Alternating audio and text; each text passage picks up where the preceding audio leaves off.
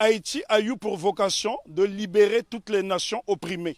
Ce qu'on ne dit pas assez souvent, lorsque la Grèce a été dominée par les Ottomans, au milieu du 19e siècle, ce sont les Haïtiens, sous la présidence de Jean-Pierre Boyer, qui ont libéré la Grèce. Et ce sont des choses qui n'apparaissent pas dans les manuels scolaires.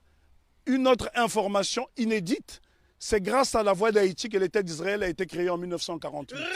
Donc ça, ce sont des choses que les gens doivent savoir. Haïti a été le pays le plus démocratique du monde, puisque toute personne qui arrivait sur le sol haïtien était considérée comme nègre. Donc tous les opprimés de la planète trouvaient refuge en Haïti.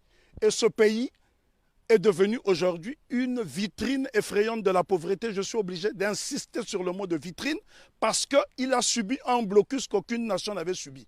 Imaginez-vous qu'une petite île comme Haïti a été victime du syndicat des empires coloniaux qui était constitué du Danemark, de la France, de l'Espagne, de l'Angleterre, des États-Unis d'Amérique, de la Hollande, de la Suède, parce que toutes ces nations ne voulaient pas voir une nation indépendance nègre.